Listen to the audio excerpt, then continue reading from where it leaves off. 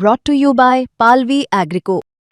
पालवी ॲग्रिको, भारताचा पहिला AI तंत्रज्ञानावर आधारित B2B आणि B2C ई कॉमर्स प्लॅटफॉर्म. शेतीसाठी जे काही लागणार थेट तुमच्या बांधावर पोहोचणार, मोबाईलच्या एका क्लिकवर. ज्या घसेटाराम हलवाई या दुकानाचा उल्लेख आदित्य ठाकरे यांनी त्यांच्या पत्रकार परिषदेमध्ये केला होता, त्याच जागी आम्ही सध्या उभे आहोत. आणि माझ्या मागे हे जर बघितलं तर इथे घसेटाराम वगैरे असं कुठलंही दुकान नाही आहे, पण एक मोकळी जागा आहे. तिथे काही कन्स्ट्रक्शनचं सामान आहे, आपल्याला वाळू आणि सिमेंटच्या गोष्टी दिसत आहेत या आहेत. आणि इथे दुकान नव्हतं, मात्र इथे एक इंडस्ट्री होती. घसेटाराम यांची एक जे प्रोडक्शन हाऊस होतं ते होतं. इथे त्यांची फॅक्टरी होती आणि इथे तो सगळा माल तयार केला जायचा. आदित्य ठाकरे यांचं म्हणणं आहे की याच घसेटाराम दुकानावर 48 मतदारांची नोंद केली होती. हे दुकान इथे नाही आहे आणि तरीसुद्धा हे मतदार कसे काही नोंदवले गेले. जर इथे ते स्ट्रक्चरच नाही आहे, ते दुकानच नाही आहे, तर मग या जे मतदार आहेत ते कसे काय नोंदवले गेले आणि त्यांनी मतदान नेमकं कसं केलं. आता म्हणून आम्ही ग्राउंड रिॲलिटी घेण्यासाठी, ग्राउंड चेक घेण्यासाठी इथे आलेलो आहेत. लोअर परेलचा हा भाग आहे, वरळी मतदारसंघामध्ये येतो.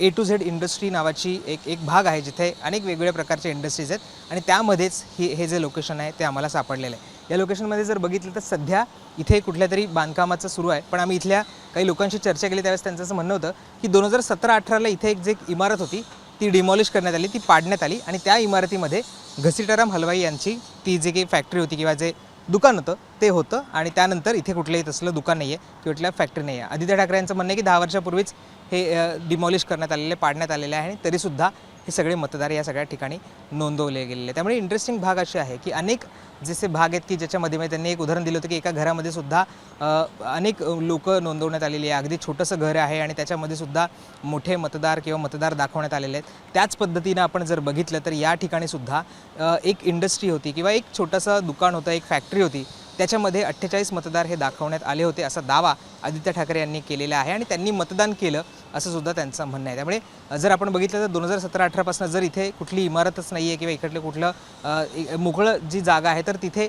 हे मतदार कसे नोंदवले गेले, मग त्यांना काढून का नाही टाकण्यात आलं होतं, त्यांचे पत्ते व्हेरीफाय का करण्यात आले नाही, असे प्रश्न या सगळ्या निमित्ताने उपस्थित होत आहेत. आणि आदित्य ठाकरे म्हटले त्या पद्धतीनं त्यांनी जो दावा केला आहे तो खरा आहे की घसेटाराम नावाची एखादी जागा होती जिथे मतदार नोंदवले होते, पण तिथे दुकान नव्हतं, तर एक फॅक्टरीसारखी ठिकाण होतं किंवा आपण म्हणू शकतो की त्यांचं ते प्रोडक्शन हाऊस होतं, असं ठिकाण या सगळ्यामध्ये होतं. आता मी तुम्हाला दाखवू पण शकत नाही कारण इथे इमारत होती असं अनेकांचं म्हणणं होतं आणि त्या इमारतीमध्ये ते दुकान आपल्याला दुकान किंवा ती इंडस्ट्री किंवा ते प्रोडक्शन हाऊस असल्याचं इथे पाहायला मिळतं आहे.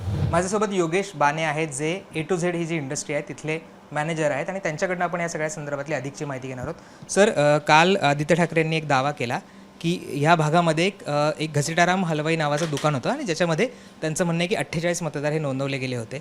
इथे आम्ही आता बघितलं तर तिथे कुठलंही स्ट्रक्चर नाही आहे किंवा बिल्डिंग नाही आहे. नेमकं इथे काय होतं, खरंच हे दुकान इथे होतं का, काय परिस्थिती होती? आदित्य साहेब जे काल म्हणाले की इथे पंजाबी घसेटाराम हलवाईचे मिठाईचे दुकान होतं ते बरोबर आहे, राईट.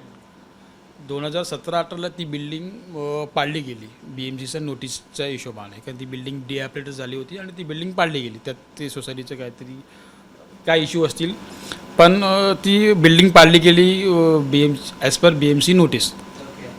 पंजाबी घसेटाराम तिकडे होता तर हो, तिकडे पंजाबी घसेटारामचा कारखाना होता, तो खूप मोठा होता आणि माणसं होती त्याच्याकडे बऱ्यापैकी कामाला होती. ती सगळी UP बिहारचीच माणसं होती.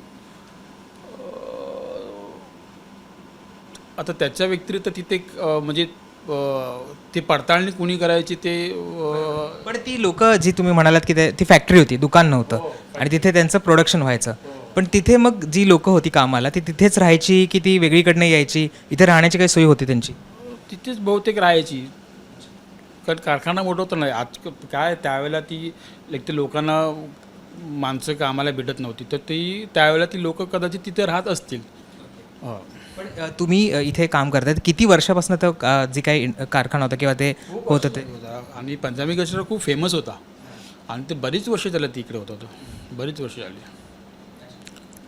म्हणजे मी तर 95पासून त्यांना बघतोय. हो हो हो, त्याच्या अगोदरपासून होतं ते आणि खूप मोठं होतं ते. कामगार असतात तिकडे त्यांच्याकडे, म्हणजे कामाला होती माणसं बऱ्यापैकी होती. पण मग ते डिमॉलिश झाल्यापासून इथे काही आता स्ट्रक्चर झालं नाही?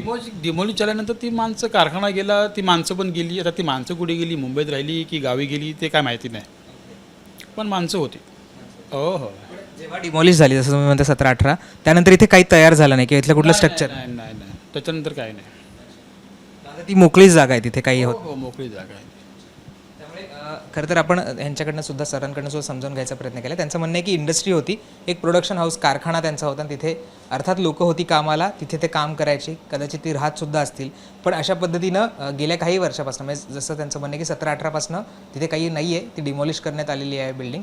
त्यामुळे जर मग तिथे अशा पद्धतीनं लोकं राहतच नाही आहेत किंवा तिथे कुठलीही इमारत नाही तर मग हे असे मतदार कसे नोंदवले असा प्रश्नसुद्धा या सगळ्यामधनं निर्माण होतो आहे.